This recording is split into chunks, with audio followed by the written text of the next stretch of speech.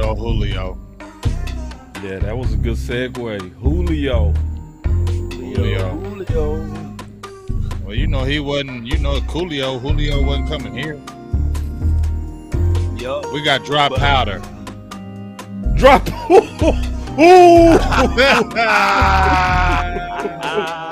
We got dry powder over here. We good. We got dry powder. We got dry powder. We got dry powder. Did you hear what he said? Did you hear what he said today, though? Did you hear the interview? Yes. What? Stephen Jones. You gotta take that money and you gotta apply it for the next year. You gotta push it back. Man, I ain't listening to that dude no more. I'm just listening to bits and pieces from Twitter. You hear me? Yes. But I heard that part. I heard dry powder. That's all I need to hear. Yep. Same old Steven. Can't lie. He same old Steven, big dog. We in trouble. I mean, I love we in trouble. Stephen Jones. Stephen Jones make me love Jerry. I love Jerry. I mean, yeah. I mean, you know what it is. bro. I told you. Oh yeah, I do. Because I ain't never hate Jerry. And let me tell you why I ain't never hate Jerry. It's gonna be some fights today. No, okay, well that's fine. But I ain't never hate Jerry because Jerry always try to spend money. He always try to spend money. Like he heard it in the streets. He like, okay, I ain't gonna sit back and not try to win. Steven, he like, oh, we just gonna build it slow. You know, Yoga, we can just fire. Yoga, take our time. We ain't gotta worry about nothing. We good as long as the money good. Right. We making money. We can take our time. Yeah, he fooled us. I want the king back. I don't want the king's son. Oh man, I don't know, Man, bro. that really the grind, baby. It's over, dog. I'm just saying, bro. I just want to run it up. That's Jerry singing. He just want to run it up. That's what Jerry ain't running up nothing at 80. Maybe tomorrow. I I might. got him good. Yeah, that press conference, bro. He got him good. I ain't gonna lie. It did me bad. It put me in a funk. You hear me? Yeah, it should put you in a funk because you already know what it is. Yeah. You be trying like you don't know, boss. Boss know, but I feel you, boss. I know. It's business.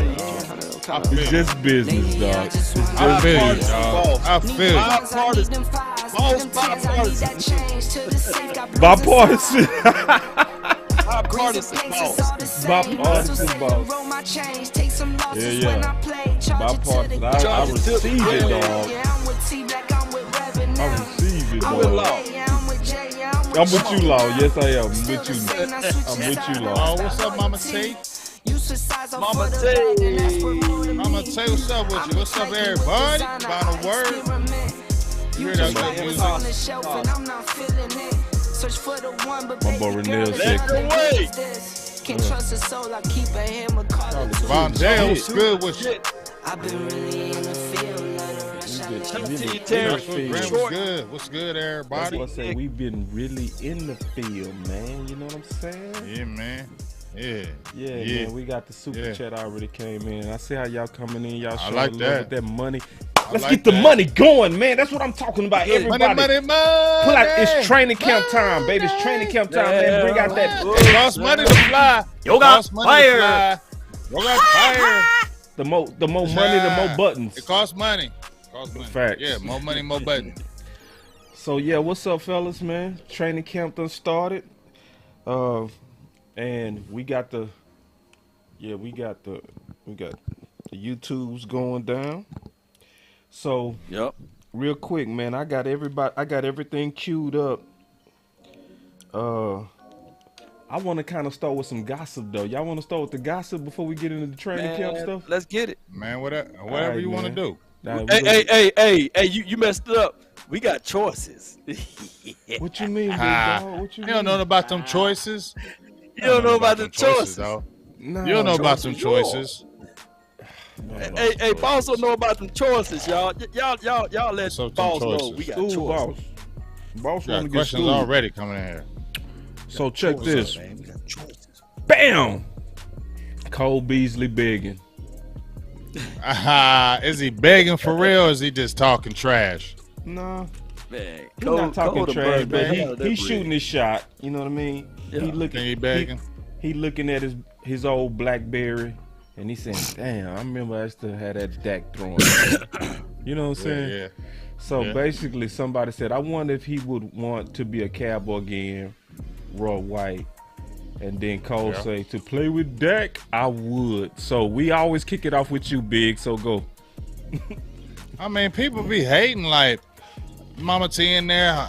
Cole can stay on. He burned his bridge. There ain't nobody never burnt their bridge. You know what I'm saying? Nobody ever burnt their bridge. They can come back if they want to. Right. Why y'all hating on Cole Beasley? Look at this receiver room. And we need if somebody goes down, they need a veteran receiver. You know what I'm saying? They passed up Julio Jones. He just signed with Tampa Bay. People are like, oh, Julio Jones hurt all the time. He would have been a great asset to the team. That's the whole point. Would he have been an asset to the team? Yes, he would. Like I told everybody, we missed out on Jarvis Landry because he got a very contract-friendly signing over there in the New Orleans Saints, and he would have been a great addition with Michael Gallup being out for 100 years before he get ready to play again. But no, they don't want to do that. So, yeah, if Cole Beasley want to come back and he can definitely add to this receiver room, bring yourself back on. And all y'all saying no, y'all tripping, man. We got a dude named James Washington who ain't never did nothing. I don't care what quarterbacks he ain't did at Pittsburgh and all that. He ain't did nothing. Yeah, he might be an asset, but he ain't did nothing. And yes, we love Jalen Tolbert, but he's still a rookie. Ain't never touched the field. You feel me? And then when you look at our backups, we ain't TJ Vasher, Simi Fehoko. I mean, we ain't got guys that's breaking down doors that you scared about. So you feel me, dog? Man, I feel you, dog. Down there, man. Shoot, man. Man. Hey, matter of fact, we gonna give you an early. Hey, I love being a Cowboy. Big game changer. Let's have some fun. Let's have a good time, man. Let's kick it. Yoga flame. Yoga fire. Yoga fire. Yoga Jakaris. That'll be next week. Give me next week, Lord. Next week. Yeah, man. Hey, Big Game Jay, you were saying all of that heat, but you forgot about those tiny ones. He got those little tinies. That's why I got you. Tiny Jim. No, you're talking about the tiny. When you got tiny, go ahead and say it. You didn't say it. Oh, baby nuts? Oh. Yeah. Okay, there we go. Yeah. Well, you got them baby nuts. Because baby nuts ain't doing it unless you a $6 million man. You remember that? You remember back in the day when we watched the $6 million man. You remember him. Right. He was a monster back in the day, $6 million man. But guess what? That's what you can only afford if you want to come play in Dallas. You can only get $6 million here. And when Anthony Barr said, I want more than that, Stephen Jones said, we good. You always said, we good. We signed Malik Jefferson. We good. We got Malik Jefferson. We good. I ain't hating on you, Malik Jefferson, but he said we good. You feel me? And we got all rookies. We got young players. We can win. We're going to win with all rookies. We're going to the Super Bowl with all rookies. And because it's cheap. And that's how we're going to win the Super Bowl. Yeah. You know, that's just how the Jones family operate and move and maneuver through this thing, Big Game James. Because right now, they looking at it like, man, these YouTubers and Facebook people, they don't know nothing about this because we look like geniuses right now with the La'el Collins. You know, he's not able to play probably week 1 or week 2. Who knows? He's on the PUP list, non-football injury list, whatever list he's on. And you contextualize with Randy Gregory with the $75 or $70 million contract that he got that is unsure that he will be able to play because of his rotator cuff week 1, week 2, week 3, or what have you. So right now the Jones family looking at this thing saying, you know what?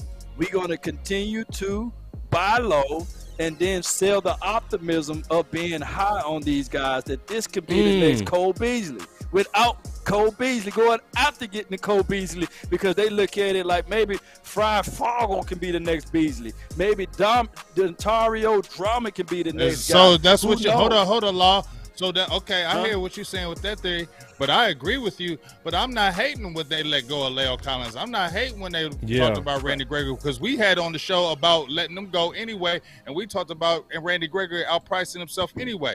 But if you're saying that, Law, if you're saying it from the Cowboys' perspective, are we really relying? If you're talking about winning a Super Bowl, your coach is on the hot seat on getting to a championship game or a Super Bowl. We're relying on Ty Fryfogle. Look, let me ask you this, boss, and just saying. Big Game James. How many losing seasons did Wade Phillips have? He didn't have none. Man, He I had don't no know. losing seasons. He didn't have no cap. losing seasons. No cap. He had one, right?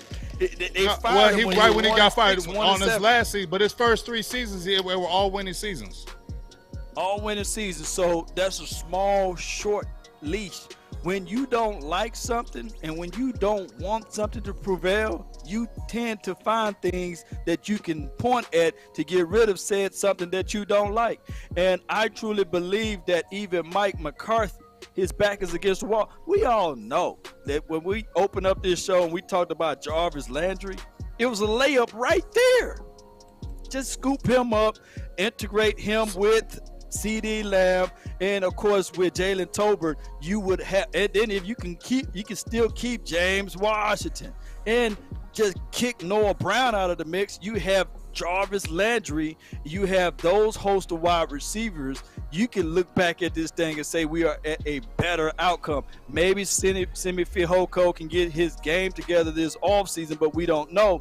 But the Jones family, as you call them baby nuts, he's not going to be willing to pull that trigger because in his mind, Noah Brown is better than Julio Jones. In his mind, Noah Brown is better than not Jalen Tolbert, maybe so. Maybe Noah Brown is better than Jarvis Landry. So that's why they do the things they do.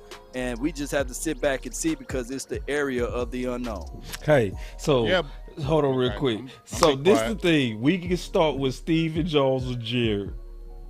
Which one? Because this sounded like y'all talking at Stephen Jones. Both of them in that press conference had me tripping. I'm going to start with Steven. All right, let's go with Steven. Hold on. No, I'm going to start with Jared. Here we go. It has been an off season full of varied type issues. But one of the ones I want to address directly, because I guess it's the one that probably the one that I have the most sensitivity about, and that is Mike and him coaching. And I want to be real clear. He wouldn't be sitting here today if I didn't think he was the man to lead this team to a Super Bowl. He would not be, and I have choices. And so that's not meant to be insensitive to anybody. That's a fact. And so you guys write about a lot of those choices, and they were there for my use had I wanted them. And no, the guy to my right is who I'm convicted about, have been. We certainly have had things we've addressed, and the way we've addressed them in the off season. I think have successfully put together a staff that really, from this vantage point, gives us absolutely the best chance with our makeup and our team to get to the ultimate success. So I want to be real clear about that. It had. All right. Yeah. Okay. Choice is yours, boss. Now, that was the first thing he said. Okay. That was the very first thing he said after he got done with the people that passed away.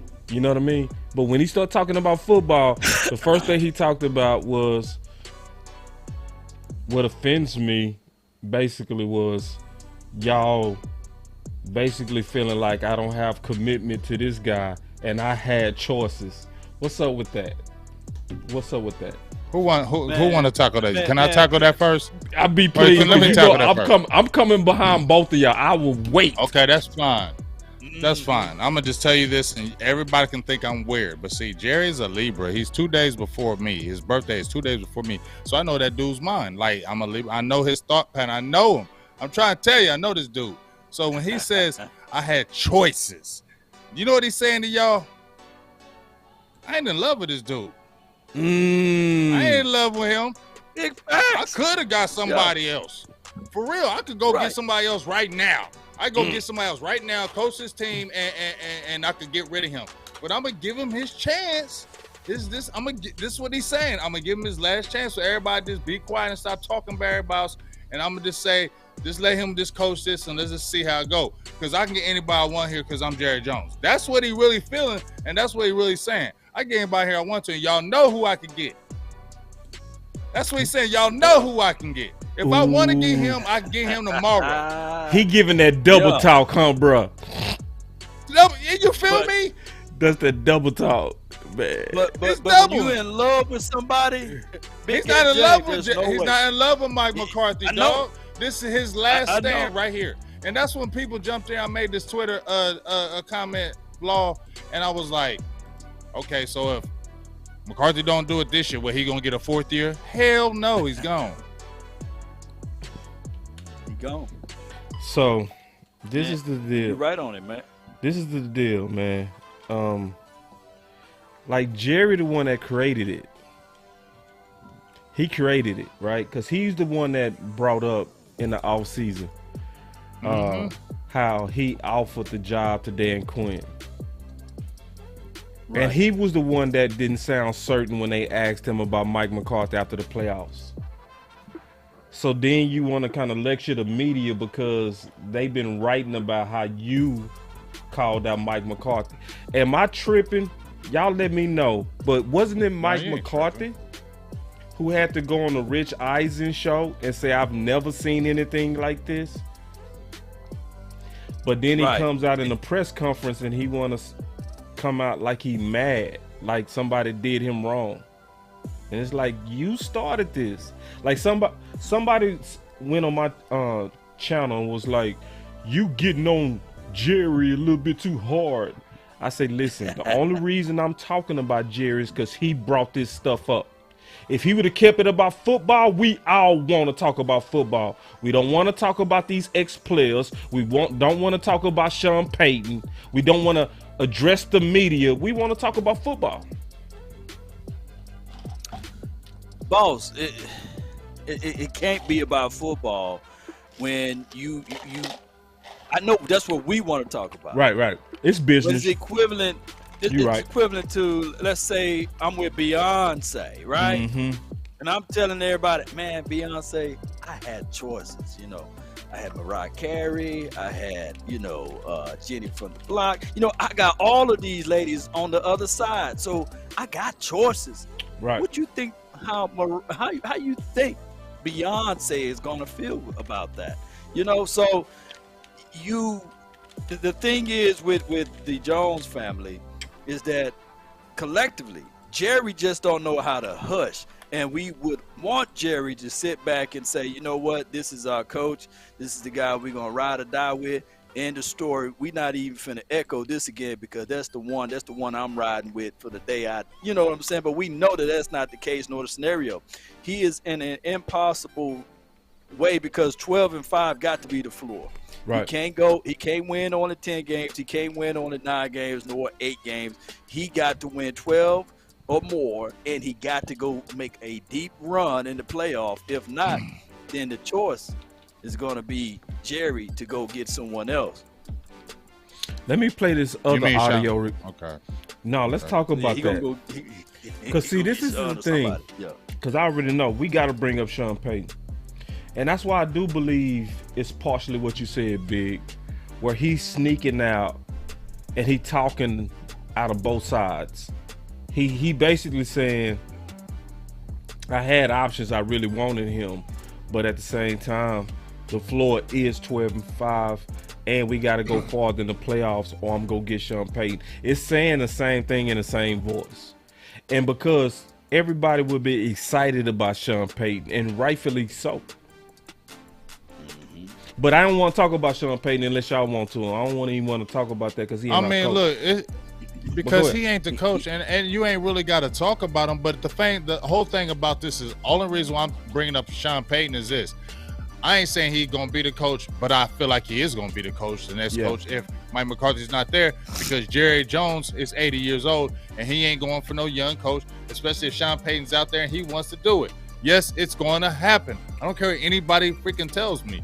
But the thing is, you're not giving no confidence to Mike McCarthy when you're saying, "Oh, I got choices. I got choices. I had choices. If I wanted, basically, if I wanted to go get them, I could go get them." What are you saying to Mike McCarthy, dog? Bro. That's just right there, once again, undercutting him as a coach. That's why I'm trying to tell y'all.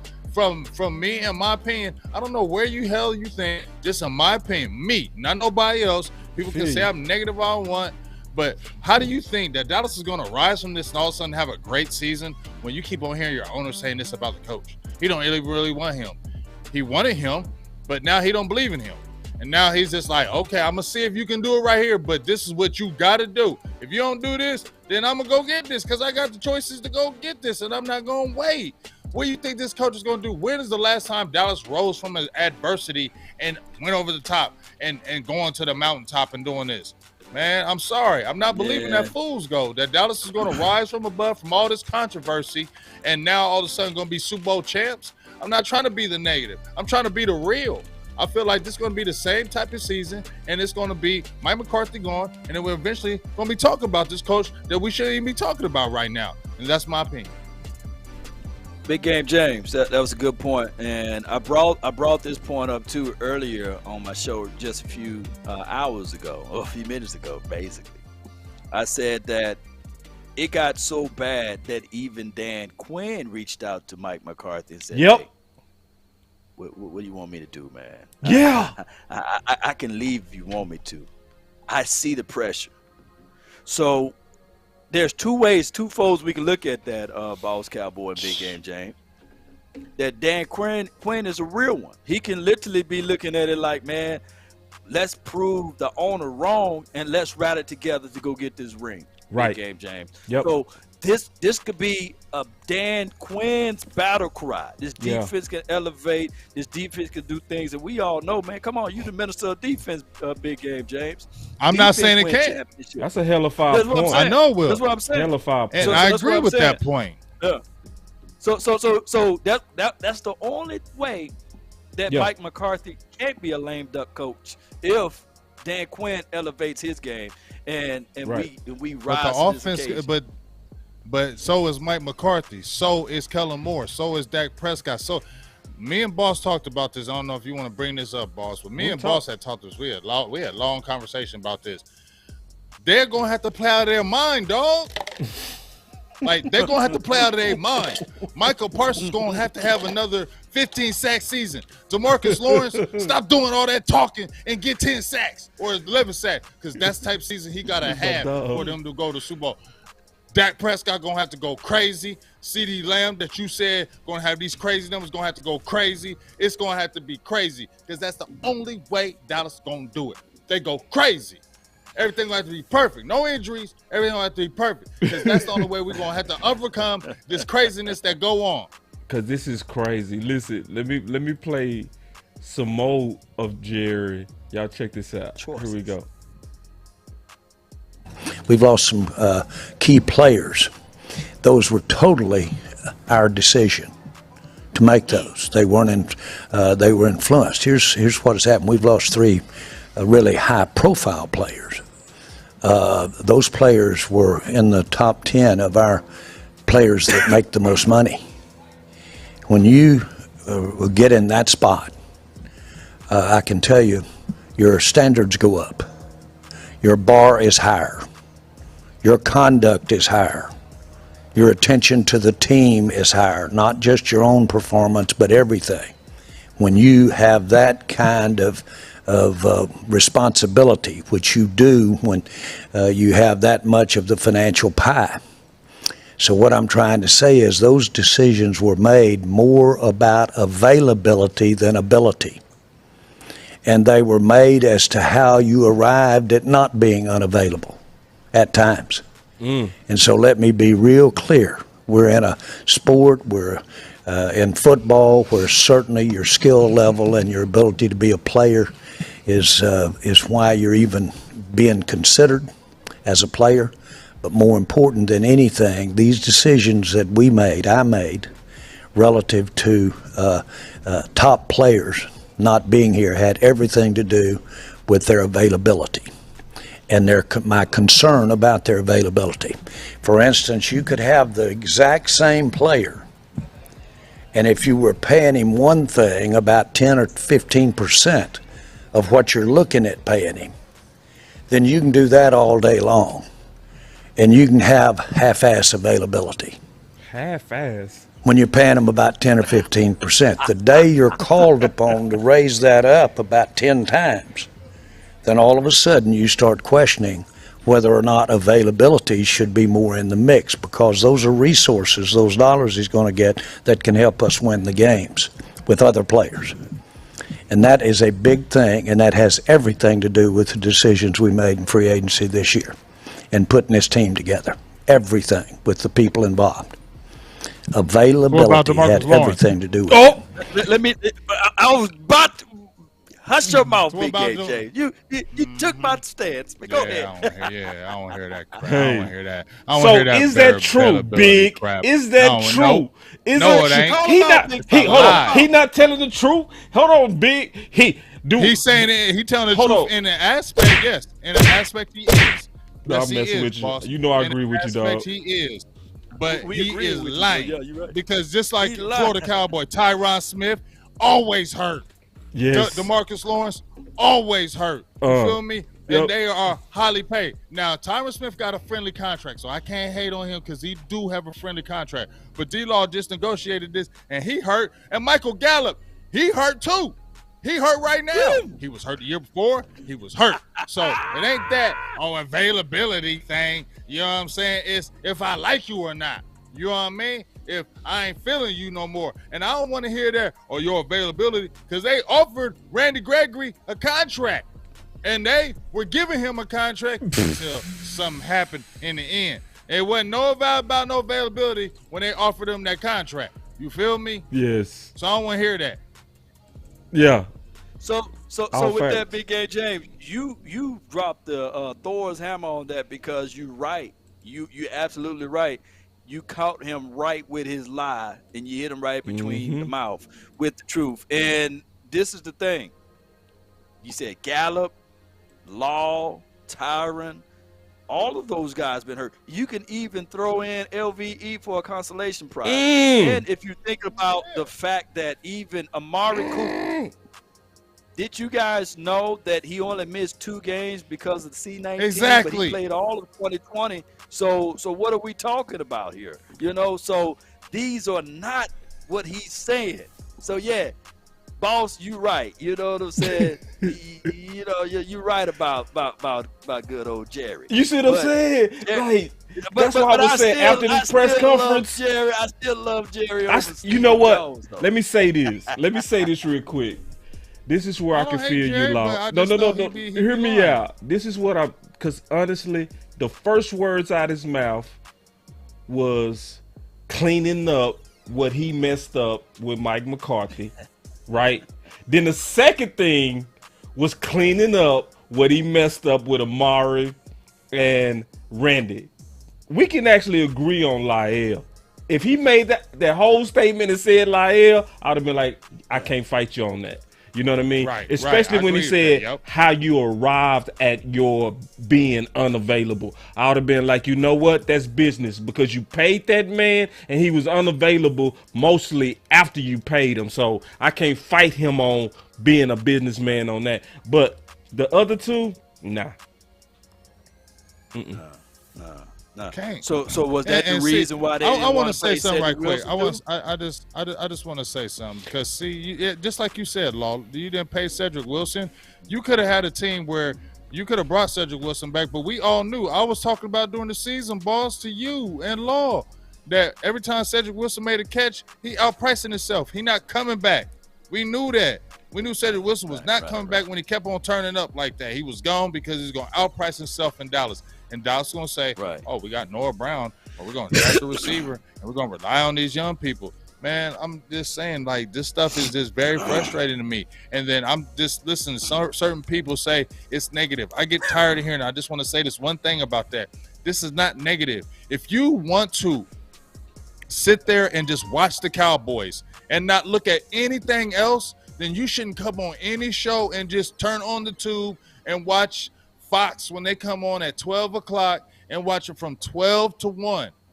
And then that's the only thing you should look at with the Cowboys, because the things that we are telling you are reality, and it's not negative. It's telling you what you should be looking out for when you watch your team, and you shouldn't be blinded when you're wondering why they are still failing in certain areas. We are telling you about these things of why they are failing. Right. No matter what you believe, this is the truth. It is truth. because it's been shown for so many years. It'd be different if it was 3, 4 years, 4 or 5. This is a pattern. This is a clear pattern, dog. This is a pattern. So I'm sorry, I can't sit there and do cartwheels and do backflips like this team is going to rise above and do that, because they haven't shown me they have done it. Right. And see, this is what I was gonna say. This first thing was defending himself. Second thing, defending himself. It's looking like Jerry is just older. You know what I mean? Because that's not even good sense to come out of training camp and the first thing you do is defend yourself. We looking at Papa Jerry now. You know what I'm saying? Like the businessman Jerry, that's done. It's fully in the hands, because you can see honestly that he's slowed down. You know what I mean? Just being honest, this Papa Jerry at this point. I just say, just like we would do, and I'm not defending them. Y'all hear me out. Just like we would do one of our grandparents that look like they starting to slow down. We will start being like, don't take them that serious. You know what I mean? You know? It's Steven we need to kind of pipe up when he talking, because that's who running things. Jerry just a spokesperson. Yeah, I got no rebuttal to that. I just think that Jerry, even at his age, he got something still working behind that that mind. Yeah. And, he's still genius. He just not as quick. He just not as quick. Yeah. I mean, you know, he aging. You know what I'm saying? If he heard me say that, he'll be mad. But bro, Uncle Jerry, you aging. You know what I mean? It don't make sense now. This is where we supposed to be getting excited about the season. And your first and second thing you doing is trying to get revenge on the media for them talking about how you handled these players and how you handled Mike McCarthy. That's not clicking. You know what I mean? You know, anyway. Now I want to go to Steven, because that's who running stuff. All right. But this is the thing. He talked about how you arrived at being unavailable, and he was also clearly talking about Cooper. I personally don't like the fact that if a person decided not to take the vaccine, they're literally looked at as if they're selfish. Right. See, this is the thing. That whole pandemic, nobody was gonna win. You know what I mean? Because if you decided to take the vaccine, you had a choice. I need to take this vaccine because I don't want to hurt my fellow man, and I want to probably protect my family for those who took it. Right. So if there's long-term consequences, I'm gonna just have to take that risk. Right? Right. But there are people like Cooper who stay alone. You know what I'm saying? That don't have a big old family in this house. Right? So he can make a different choice. He can say, I don't know the long-term effects of this. I don't trust the time that they had to research this stuff. I want to give it time. I think that should be his prerogative, and it shouldn't be, I don't think he should be called selfish or not a team guy or how you arrived at being unavailable. Am I tripping? No, you're not, man. And what's good for the goose, good for the gander. And when you focus on a problem, you will make it that. You know, Aaron Rodgers lied and said, yeah, I took it, and he never did, right? Right. So he's viewed upon a guy, stand-up citizen, for standing tall on his laurels, whereas Amari Cooper is looking at a villain. So I look, you can't win arguments with religion and politics. You know, those two things that you can't win in any debate, because there will be personal feelings that's involved with it, and people would be sitting there saying, nah, man, no, J is in the Hebrew language. No, there's no J in the Hebrew language. Yeah, I'm gonna call him Jesus. No, I'm gonna call him Yahshua. So now you got to divide, right? So, and the same could be said about the jab, the stab, or the vax.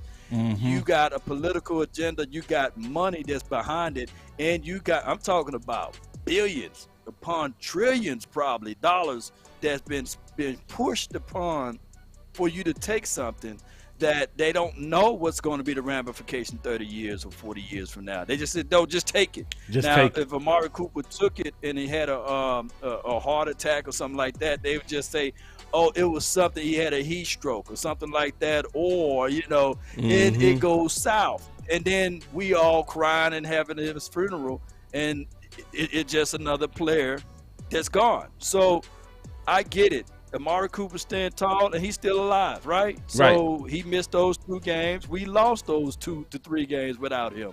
But he shouldn't be held his feet to the fire with that, because he wanted to stand tall on something. Just like Aaron Rodgers, they don't talk about that. Right. So let's get into Steven. Did you have something on that, Big, before we get into Steven? All right, let's get into Steven, big dog, because Steven. The most salary cap space left. Why would you say that is, and what is kind of the plan going forward there? Well, I think, one of the things when you talk about how are you going to get better, as Jerry mentioned. So first of all, he asked him about the salary cap space that's just sitting there, okay? So in case you didn't hear the question, I want to make sure everybody heard that question. He asked him about the salary cap space. Here we go.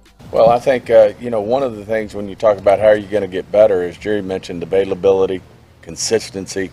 I mean, it's time to give some of our young players like a C.D. Lamb, like a Steele, and a Tyler Smith, and a Willetsko, and a Ball, the opportunity to step up. I mean, that's what you look for in these players. Same thing, in the defensive line. You get a draft of Sam Williams, you got a Fowler, you got a Dorrance Armstrong, which may have been hard to keep. I mean, we have a good young roster over the last 2 or 3 or 4 drafts.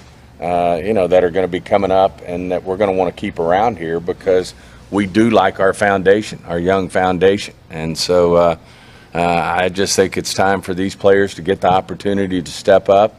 And when they do step up, of course, they're going to want paid too. But who's to say where we are with how this roster is going to look like when we get 8 games into the season, when we get to the end of the year. I mean, we'll continue to look for ways to improve our roster and make this team better. So we feel really good about our young group. And as you said, Clarence, projections.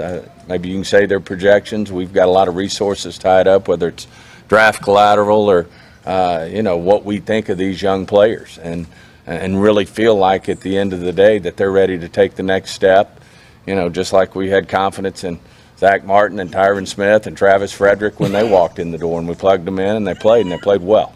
And some of these guys just need the opportunity to. I ain't mean to laugh. I'm sorry. Hold on, man. Can you elaborate, boss, and Big Game James, where Zach Martin, where Tyron, and where those guys were drafted at? Because I need to know. Opposed to what we have with Dorrance Armstrong, his projection would be. Are you trying to tell me that Dorrance Armstrong is projected to be like a Zach Martin, a Travis Frederick, a Tyron Smith? I ain't mean to laugh. Oh, man. Woo, boy, they know how to throw out the right names, don't they? They threw the. Woo, boy, that boy pointed on big. I can take a risk on Zach Martin. I can take a risk on Travis Frederick. Now, Travis Frederick was booed when he drafted. But come on. Y'all have some faith in Fredericks. Y'all have some faith in Zach Martin. Y'all be patient. We really low-key just picked up Fredericks and Zach Martin. Dorrance Armstrong can beat Micah Parsons if you just give him opportunities, that boy big you. Big Game James, man.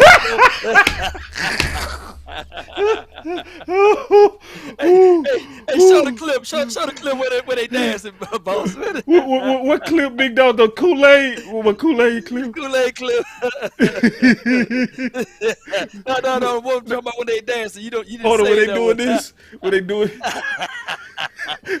When they shaking their booties, when they shaking their booties and damn! I gotta go find that. Give me a second, dog. I should have downloaded it. I think I downloaded it. I'm gonna go get it. No, I got it. Oh my gosh! Let me go back to Steven. I'm gonna pull it up. Take the wheel, big game.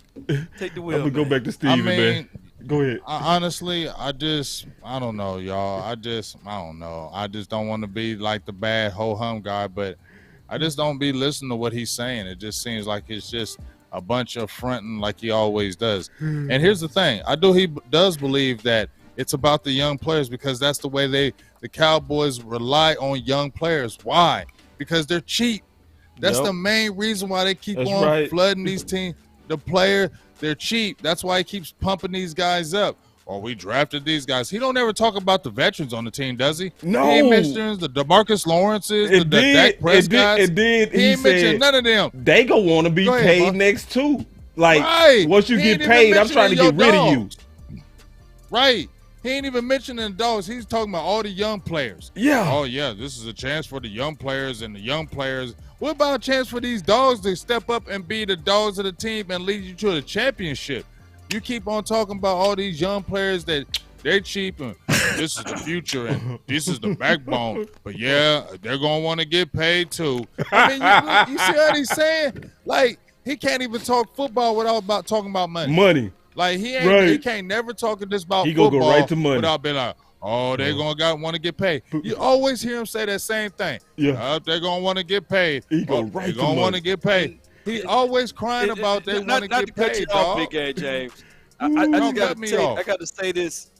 I just got to say this to the people who saying that I'm not hating on Dorrance Armstrong. But what I'm saying is basically is equivalent to you got Michael Jordan, right? And you sitting there saying, man, I'm not finna put no extra pieces around him because we got BJ John Paxson or BJ Arms. We got BJ. We got who else was like the rogue?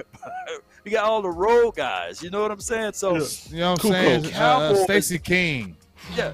Stacey King, Luke Longley, Jeff Bushley. You got to worry about Luke you feel Longley. Me? You know what I mean? You know what? You're not gonna add because you got them guys? No, they went out and got Robin. And then look at the names he named. See, listen, all I'm hearing is he stress testing the hell out of Will McClay.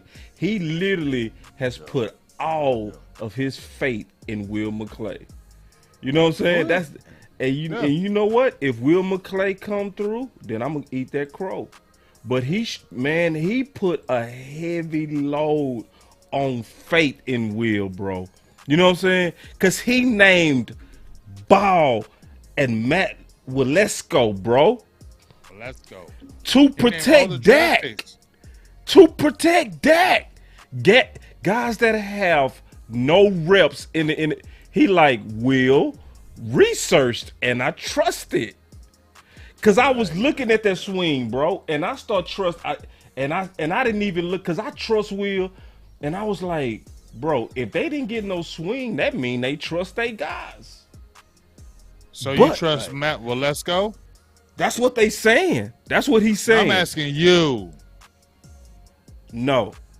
I mean, that's a lot of pressure, bro. For a fifth rounder, that's a lot of pressure to come in on the left side and protect Dak's blind side. And I don't trust it because it's already been reports that Sam Williams beat him for 4 sacks in one practice. I don't want to hear that. Came from a small school. Well, this is what I got to contextualize to the people. It's not the fact that we don't trust Will McClay. No, we trust him. It's not the fact that we don't trust them. Trust his talent assessment, like the players that he go out there and get. But there's levels to this. It's the front office, though. So these guys gonna beat these guys. I truly believe they can beat the teams that's in the NFC East. I truly believe that. I truly believe that when we can beat the teams that's in the regular season. But one thing that you can't create the shortcut to is success. When you get into the playoff, when the moment is big, those guys that you try, Matt, well, let's go, Ball, and whoever else you're talking about, they would not be able to turn it on to the next gear to flip this team around. And that's what I'm saying.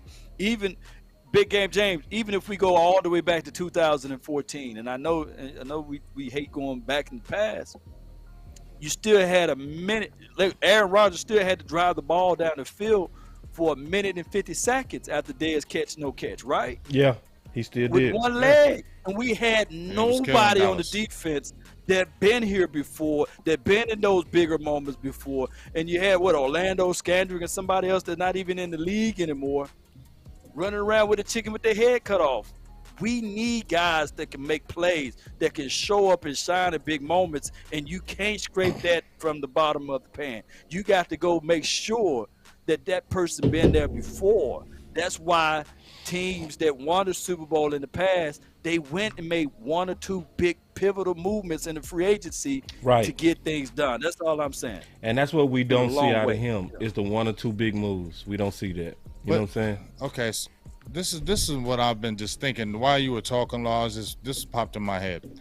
What Boss was saying. Boss just said that Will McClay, and we do believe in him. Yeah, I believe in him. Hell yeah. The dude can scout talent. He finds talent like no other. Yeah. But here's what I just started thinking about. Boss just said he putting all that pressure on Will McClay, right? To get it right. That's pressure that the front office is putting on him to get all the draft picks right. We believing in these young guys. We believe. So if they fail, who's it on? Is it on the Joneses or is it Will McClay they're going to talk about, right? They're going to talk about Will. They're going to talk about Will. They ain't going to talk about the Joneses. Right. Now, if the Joneses ain't going out there no more and signing these big-name free agents, is the heat on them? We ain't signing these big-name guys, so this onus ain't going to fall on us because we ain't going out there and signing them big-name guys. You feel me?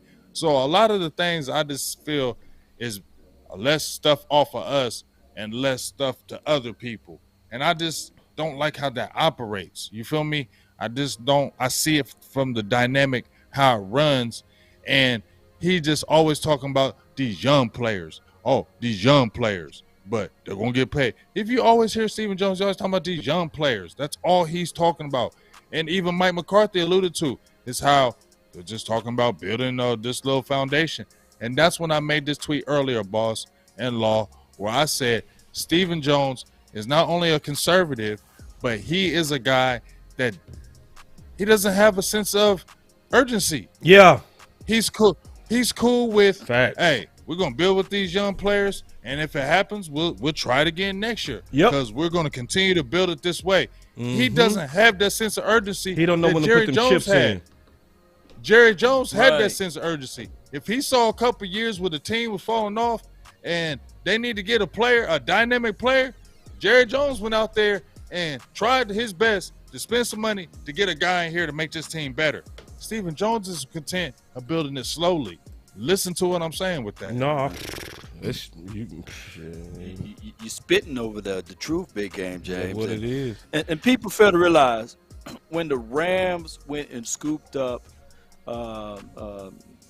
what's a guy named number 13? I forgot his name. What's his name? Beckham, Odell Beckham. When they went scoop up Odell Beckham, they already had Robert Woods. Yeah, right. And they already had Robert Woods. Robert Woods got hurt like the following week. That is making sure that you tie in your loose ends on your team.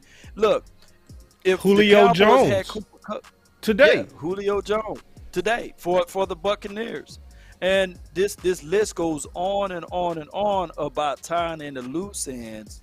Not the fact that Julio Jones is a world beater, but what this does is it stacks down everything else. So now when we played the Buccaneers last year, we had Trayvon Diggs on Evans, right? Now who's Diggs gonna hold? He's gonna hold Julio or Evans. What's it gonna be? Anthony Brown on Julio. If it's a 50-50 call, are they gonna call it for Julio or Anthony Brown? I think it's going to go toward Julio. Julio is a veteran guy. He's savvy. He's been here before. He is a guy that he will get the benefit of the doubt. And last I checked, even though he have not been the world beater, he still at one game had 6 catches for 152 yards last season. Yeah.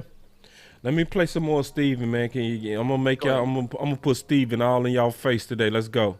Steven, as a rule of thumb, how far into preseason might you go evaluating these young players with some of the veterans that are still out on the market before you say, you know what, maybe we reinforce them?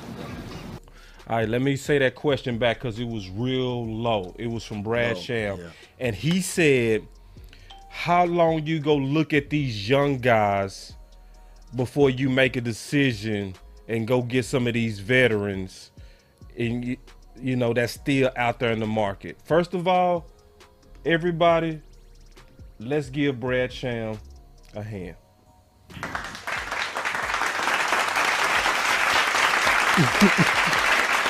That boy good. That boy good. Because that is the question and the perfect question for Stephen Jones.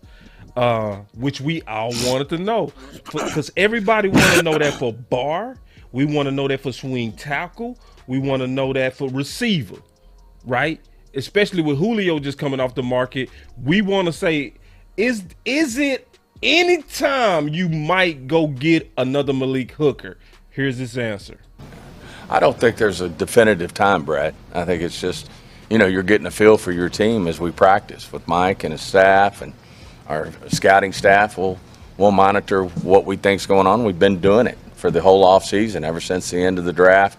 We've had our rookies in there, and as Mike said, he thinks they've done a tremendous job of doing things the right way. So obviously we feel good about what we've seen up till now. But you don't play this game in shorts. You don't play this game in T-shirts. You play it in pads, and certainly, we're going to have an acclimation period here that's longer than others. So we're going to have to kind of hurry up and wait again once we get here. But it'll be something that we're monitoring. But I can tell you this: it's a good, educated projection, if you will, based on what we've seen. Obviously, we feel like we really did our homework in the draft. Really feel like we got a good draft class. Feel like what we did in free agency, we feel comfortable that we've helped this team. And, not unlike Jerry, I feel great about our football team. Oh, rewind that part. Okay, how far? He said unlike Jerry? He said like Jerry. He probably misspoke, like but I know Jerry. he was saying like Jerry. I know he was. I know because Okay, Jerry so was saying he liked the draft. he didn't mean it. I thought he said unlike Jerry. I said, whoa. No, because I thought he said not unlike Jerry, I like the team.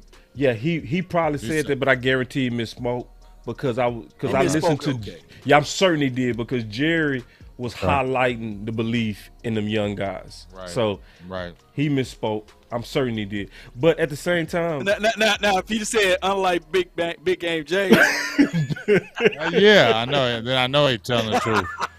I know he's telling the truth to say that. I know he's telling the truth to say that. Now, unlike Big James, I believe we got a good team. Yep. let me. I'm gonna try to measure this Kool-Aid though. I'm gonna keep it real though. It's some pros and cons in how he doing it, right? Because budget-wise, it's smart, right? It's smart budget-wise because what you're doing is you saying, okay, you brought in some value guys. You brought in Christian Sam. You got you Story Jackson. You got you Malik Jefferson. You got you some value guys, right, with the traits. right? Let's see what they look like when they put them pads on before we go spend $11 million on bar. Big facts. Now, from a business, I get that. I do. And I think with Will McClay's track record, that's a good compromise, right? Because remember, we was trying to rush front office to go get another defensive end when Tank went down last year. Y'all remember that? And the answer was Parsons, putting them on the outside. And then we didn't never say that again. The downside to it, the downside to it is this. You once again being budget conscious to the point to where you pushing football concerns away, because now this guy that you go bring in, which will likely be a vet, didn't have no OTAs, didn't have no mini camp, missed the first part of training camp. So he missed the first part of the pads. So likely the front end of the season, you stressed it because now you got to work them in slow like you did Malik Hooker because you brought Malik Hooker in late. You know what I'm saying? So it's one of those things you risk in football again for budgets. Yeah. That's a good point right there. Okay. Game, James. I agree. I feel you with that. I mean, I never hated on the thought pattern of how they do it. I've never hated on that because it is smart. You want to build through the draft. You always want to replenish your team and keep your team young. You want to do that. But the problem is when he gets any player that's coming near their contract year, he's always cognizant of it and always speaking on it. And like Boss said, it takes away from the football side. Yep. I don't ever hear football side from him. Never. I more hear always money. Disney. I always hear money and business always more than football with him. Always. It's always a predominant part of his conversation. Right. And that's what bothers me about him. Facts, it ain't never really about football. It's always about money. Always. It's like he infatuated with it, bro. It's like but that's what we do, though. Yeah, that's what he do. That's what we do. And what's crazy is still, for the most part, it's good. But if you just want good, you go hate me, Big Game James and Law. If you want a championship, you go like me, Big Game James and Law, if that makes sense. You see what I'm saying? Because it's a lot of fans who just want a good season. I'm gonna enjoy this season at the end of the day, boss, and I want to be positive. Yeah, because you just go, you don't care like me, dog. Because if you care like me, if you care like Big, you care like Law, you would be beating, looking under the table for the little things. Right, we got the big things. We know how to put a good team together. That's big. We good at that. But now we mess up on the little things like throwing your coach under the bus, throwing your best players under the bus, messing up the team morale, being a distraction. Always talking about money, not valuing your vets. You went out and talked about nothing but your $2 rookies. That's the only thing you did. You see what I'm saying? Wow. So it's like, why would I feel appreciated here as a vet? Big Game and Boss, I think that's our market, believe it or not. Yeah. ESPN, NFL Network, all of the 4-letter, 3-letter networks, they're gonna go to the extreme talking negative about this team. Right.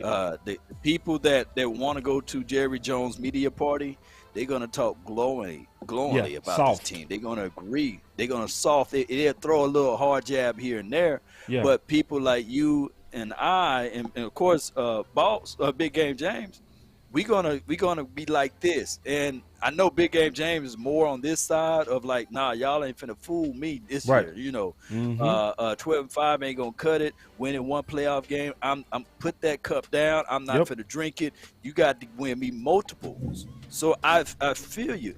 This is needed. I believe the reason why all of these people are watching right now is because they want the real. Yeah. And right now, we can literally say this team will be good.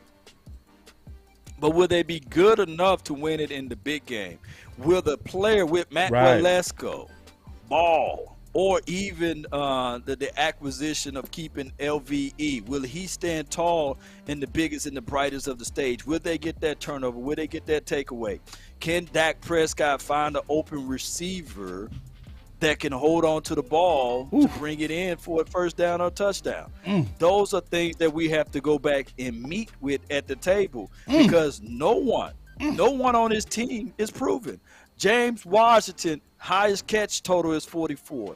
Jalen Tolbert never played it down in the National Football League. And CD Lamb never went up against the number ones. And we supposed to be able to talk about this when you saying that you don't want to go out there to bring in somebody, even if it's for competition, because you are scared of their of the money? Come on, you got $23 million. Come on, let's make something happen. Hold on, bro. I gotta hit you with one more button. One more. 3, 2, 1. God, that boy. You're listening to nothing but the best. Let's go. Yoga fire. You can't Yoga handle the flame. truth. That's what I need. I need that button. You can't handle the truth. That boy lost spit that. Hey, listen, y'all. I got something else for y'all. This gonna make everybody feel a little bit better. Confidence in Micah Parsons as it increased upon getting more responsibility last year.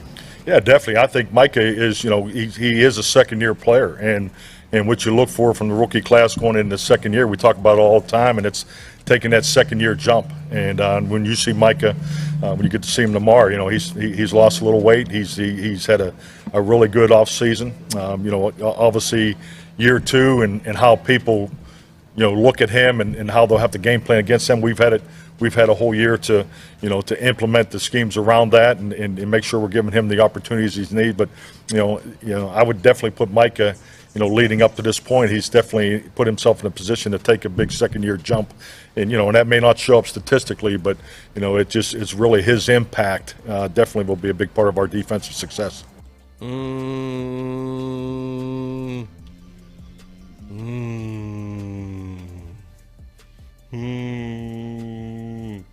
Bro, Micah taking a 2-year jump, a second-year jump, and he lost weight. You're going to see tomorrow he's going to make a bigger impact. Ooh, and hold on. Before I go into that with y'all, because obviously I wanted to kind of go into what he said about Micah Parsons. Bro, somebody just said it's 163 people watching and only 9 likes. Y'all can't do boss like that. You can't do law like that. You can't do Big Game James like that. I do understand though, because I promise you I've done this. I'll be into what they saying, and I will forget to hit that like. If you ever want to help the channels that you say you love and you like the real how we bring it, just make it a habit. As soon as you come in the door, hit the like. So let's get them likes up, y'all. Come on, y'all, because that's going to help all these channels and get the word out, even if you don't share. And secondly, share all of us. You know what I mean? Share every one of us. You know what I mean? And like all of us. I mean that. I want to say that. I mean, because obviously we bring this because we love the Cowboys and we passionate about it, and we don't sugarcoat it. This is why we always heard I don't watch ESPN no more because of y'all. But this ain't free, dog. Like, can we keep it real? This ain't free. You know what I'm saying? It's work. It's time. You know what I'm saying? It's sacrifice. So help us out with them likes, man. Let's go. And see, my boy Skepta. Let me say this guilty. one thing. I hit the like. Appreciate that. Let me say one thing. Shout out to you, Big Sarge. I know that you said that, Law, man, you was confident and you saying that we was gonna go 13-4. I still think that we can go 13-4. Yeah. Confidence is different between results. Right. I walk onto the stage. Look, back in the days in high school, it could be the prettiest young thing on the floor. I got all of the confidence to walk up to her and say, hey, excuse me, I couldn't help to notice your smile. My name is Law, by the way. What are you doing dancing by yourself? Let me show you what I got. I'm pretty much shooting my shot, but I'm confident. She can literally say, boy, get out the way. Boy, be gone. But I'm confident this team can still go 13-4. Now, when we did the prediction, I said as a disclaimer, I have yet to see these guys perform in training camp as a disclaimer. But I'm still confident that my Cowboys can beat the bejesus out of the Eagles, the Washington team, as well as the Giants, because I don't see that they can close the gap. They still missing the quarterback. And when we look at everything as far as this team collectively, 13-4 is not a far fetch. I think that this team can do such. It's just that when you get to the playoff, will those warts, will those areas of inconsistency show up? That is where we need to improve at. But go ahead, y'all. Yeah, I want to jump in real quick on that.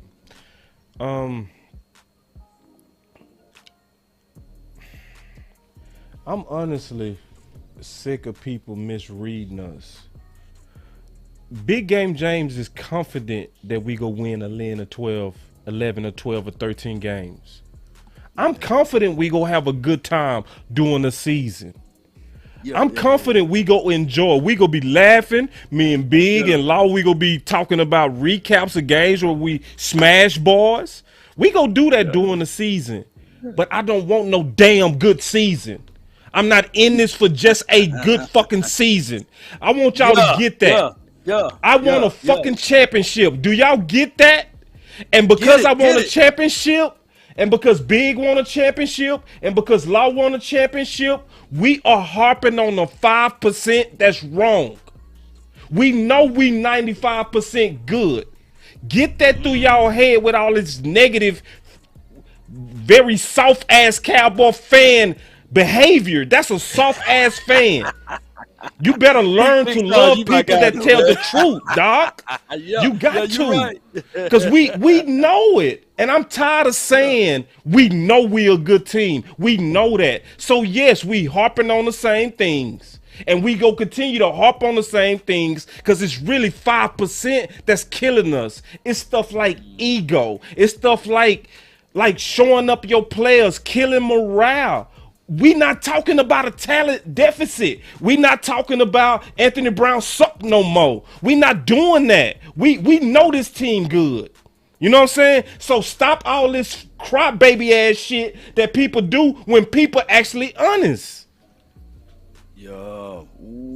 I feel that, dog. Give your own self like yo got fires, yo got flames. Give yourself perfects. Give yourself fire. Yeah, that boy good. Give yourself like every good button you got on there. Every damn good button. I feel you, dog, because I get tired of hearing that shit, dog. Like I don't even want to be cussing on here. I get tired of hearing these. I'm just get tired of hearing these crybaby ass Cowboys fans telling me, you being negative. And no, I'm not. If anything, you should be happy that I'm mad and I want this team to be great. I'm not sitting there settling for, we had a good season. We was 11-6. Fire. No, mother sucker. I want playoff wins. I want championship games. I am used to championships. I'm sorry. I'm a little bit older than some of you Cowboys fans out there, but I seen championships. And once you've been affiliated with that, once you coached it, whether you've been a coach in the game or whether you played the game and you won championships, all of a sudden that's what you're used to. I'm used to that. You don't win that anymore, you get frustrated because you don't accept mediocre because that's what you're not used to. You're not used to mediocre. Nope. So why do you, when you see mediocre, you get pissed off about it, you get very angry about it, and you don't accept it because you accept nothing but greatness because that's what you've been associated with. So you crybaby fans out there are used to mediocre. Right. So you mediocre ass fans, take your ass on because I'm not no mediocre ass fan. I'm not. I'm a championship type fan. Right. And I expect championships. Thank you. Crybaby, mediocre, soft ass, only want to accept win 9 wins and happy poo-poo fans. Get the hell away from me. Facts. Man. Yes, indeed. Hey, listen, because for every sub I lost, I'm going to get 20 because I kept it real. You understand? For every soft sub I lose, I'm going to get 10 real ones. And I want every sub that's a the Boss Cowboy fan real. I'm sorry. Now, I'll take a couple of fake ones too. I ain't gonna try. but let me say this. Let me say this before we move on to another topic, man. Right, look, there's no aim at any of you guys, man. Yeah. My daughter was she's in summer school or what have you for the off season, what have you, and she's learning the days like the months out of a year, and we rehearsed it. We went back and forth, we rehearsed it, and I said, man, baby, you know it all. The other day, she missed 2 of them. Teacher wrote that she missed 2 of them. And I still applauded her, but when I sat down and I talked to her, I said, baby, we was doing this. We knew it. We know the months of the year. What's going on? Why? The pressure. And she felt like she let me down. And I said, baby, you still got all your life to correct this, right? That's not me saying that I'm not confident in her. You know, when we went over all of those months of the year, what have you, because she had to learn them in English and Spanish. But what I'm saying is, just take your time, take a deep breath. Look, you learn more from your failures than your success. And I come here to tell you guys, they redid the test last week, and she got 100 because she learned that, hey, I take my time. It's easy now, right? I done already failed. I done already had the shortcomings. She's only 5, you know what I'm saying? But the Cowboys the same way. Fans, look, we grade this team hard. We want this team to be successful. But there will be some shortcomings. We will lose games. And just because they win some and lose some, and then they don't win at all, that doesn't mean that we don't have a chance to pick it back up again. That's my battle cry on this. Look, the Cowboys, win, lose, or draw, they're going to make something happen this year. But along the way, I'm going to call a spade a spade. That's all I'm going to say. You know. Check this out. So this is a comment from Cowboys since 1972. He said, I would be happy to have a playoff run and build off that.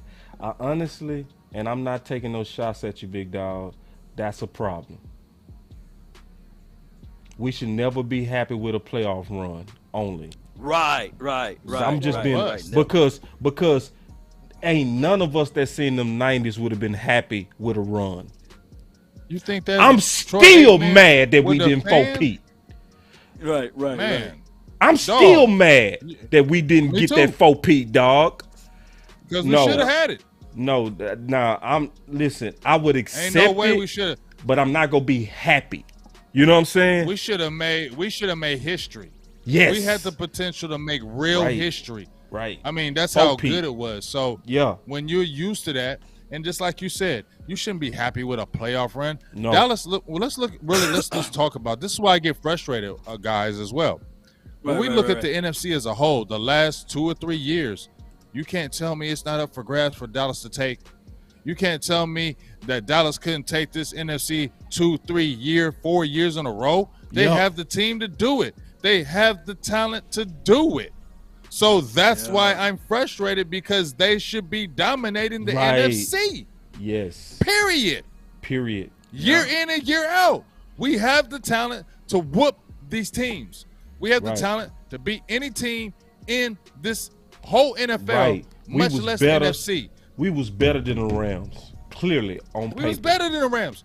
And that's why it frustrated me, because I said, and I know probably you thought this, boss, and I don't know about you, Law, but my thing was, if you get past these 49ers, we're going to the chip. That's what I felt in my heart. I felt it so strong in my heart. But this was going to be our big test. And that's why I was so frustrated. And that's why I keep it real. I ain't let it go yet.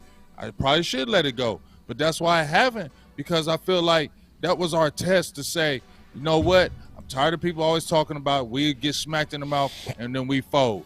That is the mantra that people keep saying about the Cowboys, y'all. Y'all can't say it ain't.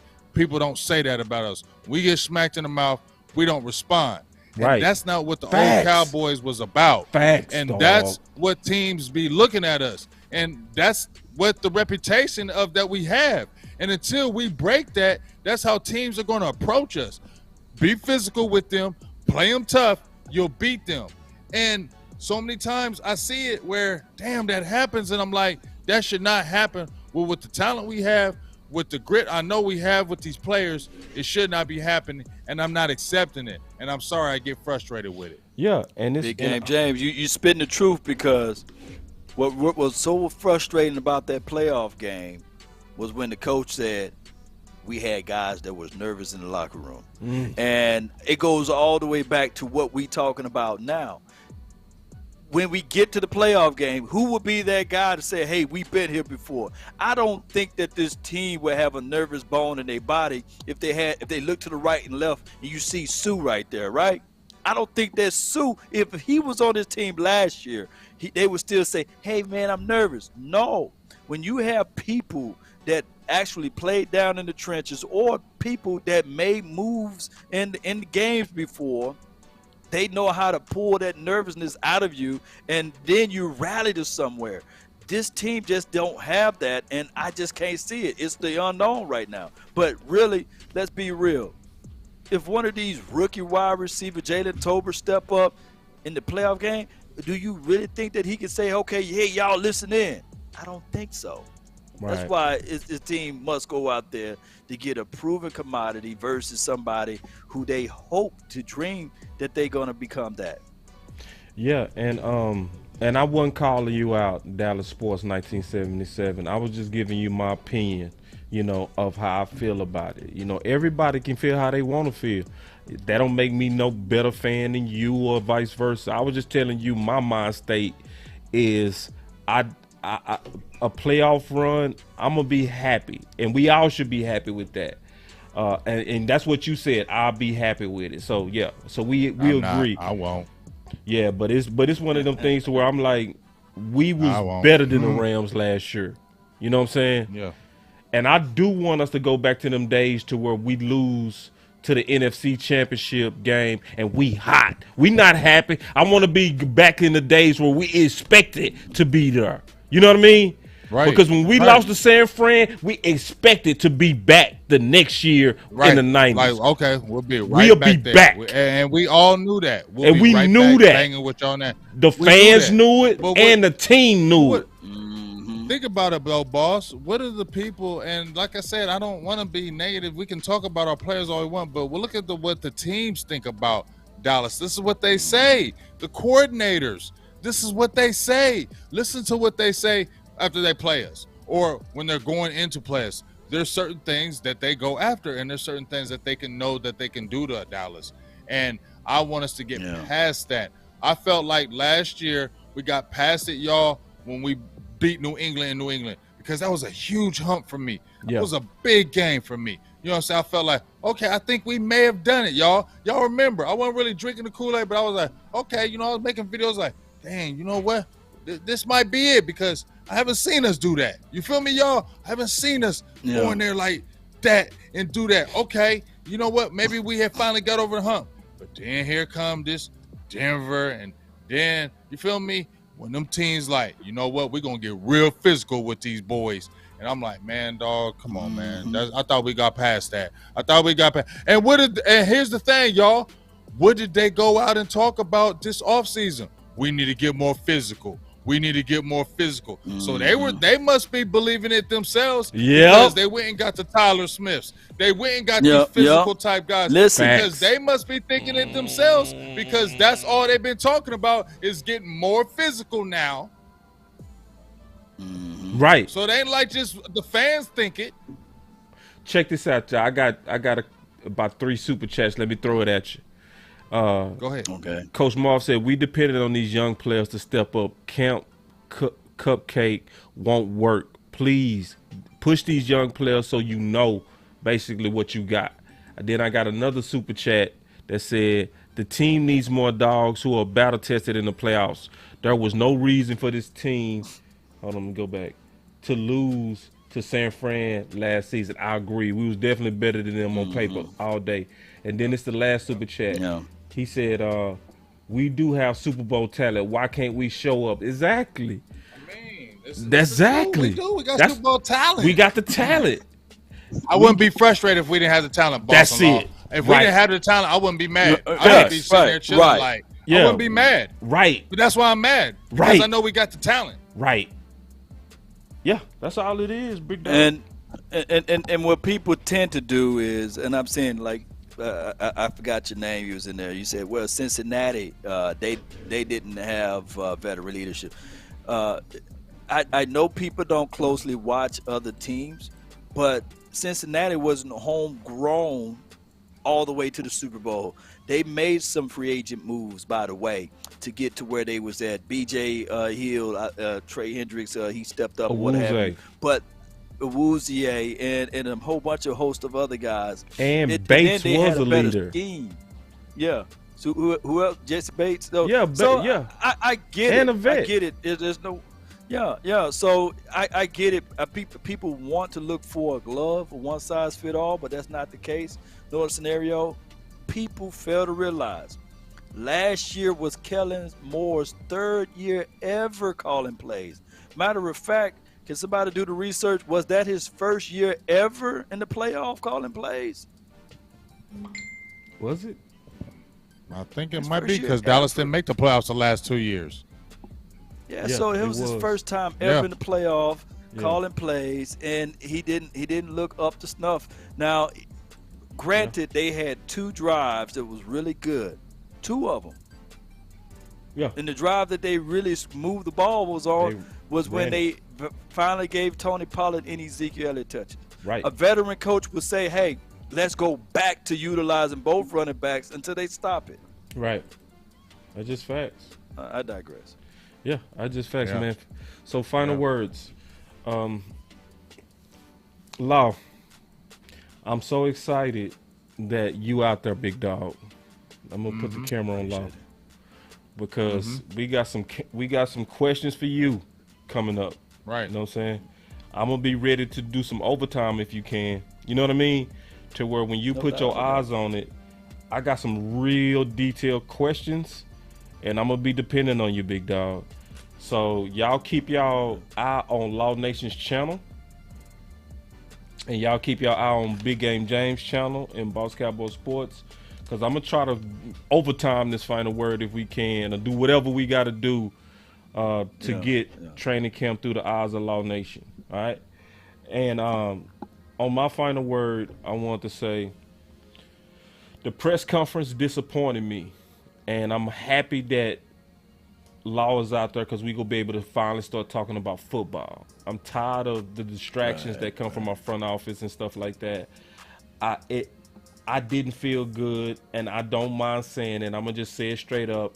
I did not like the fact that Jerry's first 2 statements was about past players and media revenge.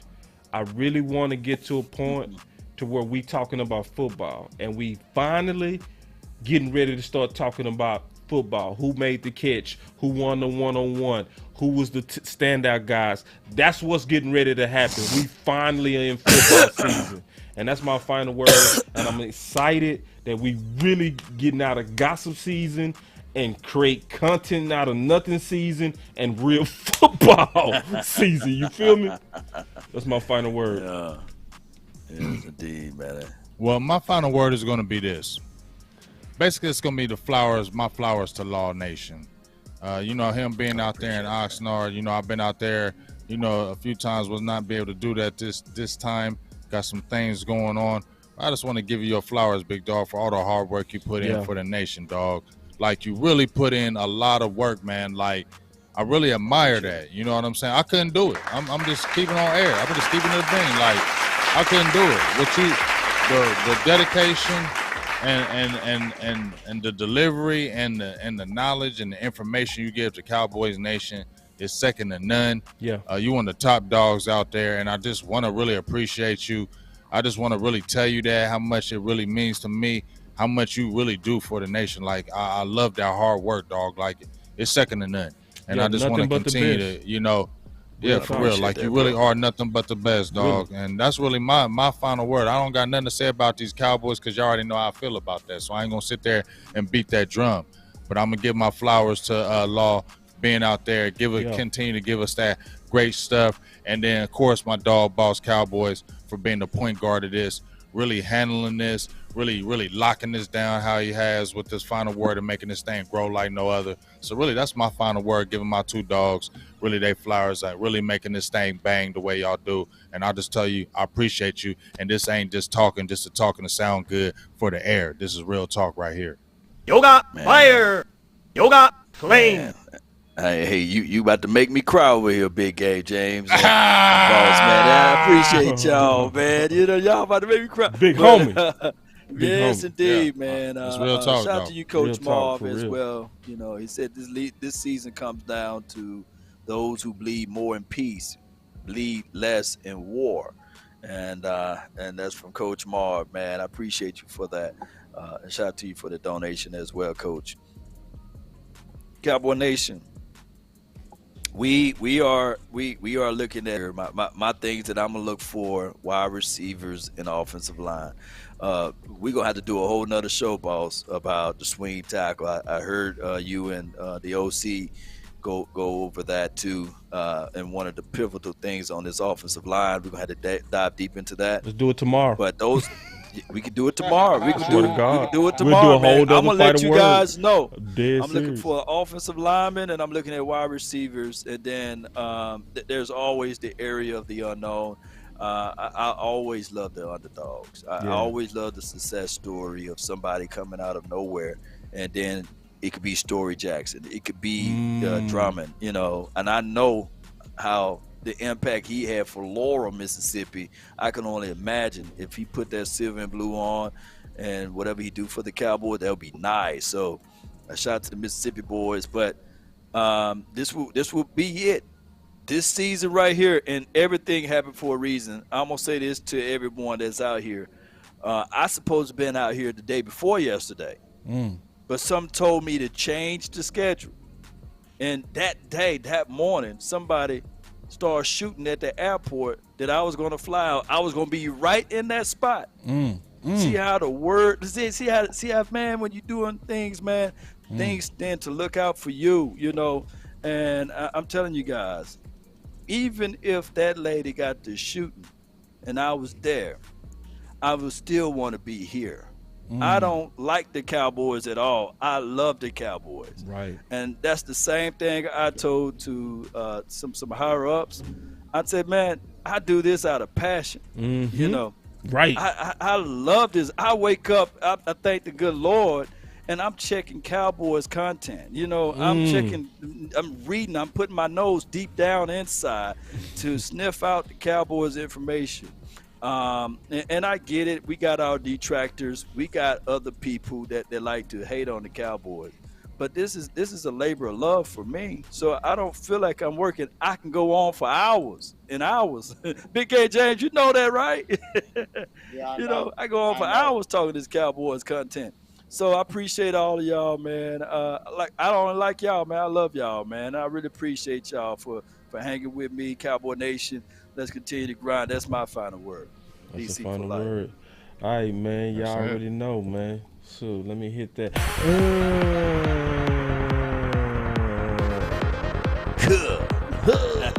Yeah. I wish I had that drop over there. All right, man. Maybe So, Law, I'm down with that tomorrow if you can, big dog. No pressure. But, I want to talk about that offensive line, too. So, O-line for your mind. Get it in. If it fits your schedule and if it fits your schedule big, we'll do it. I probably ain't gonna be able to do it. Well, what time y'all gonna do it? Because I'm gonna do my best of enemies like 6:30. What time you trying to do it? I'm cool on the late night. Y'all get it all? I'm cool on the late night, dog. I can go to 1 in the morning. If you want me, I know you can. If you know what I'm saying, dog. I know. I'll pop in there. I'll pop off in there right quick and listen, jump in my little 2 cents and pop out. All right. We probably won't even be long, but we'll figure it out. But we'll figure it out, man. Yeah, that's even if I just send clips out, man, it's all good. We discuss it the next day. Yeah. But I'm gonna be leaning on you, Law. I mean, no pressure though, big dog. We're gonna be leaning on you, especially how you do it, Law. Especially with that good. It's gonna be popping. Get one of them big catches, big interceptions. Micah Parsons knocking somebody out. I know he's gonna get a crazy interception off something. He gonna do something crazy. Micah Parsons. I can't wait till people say, the sky's falling. Dak threw an interception. Oh yeah, well, Micah Parsons gonna turn up, dog. Yeah. I agree with what Mike McCarthy said. I had said this as well. Is like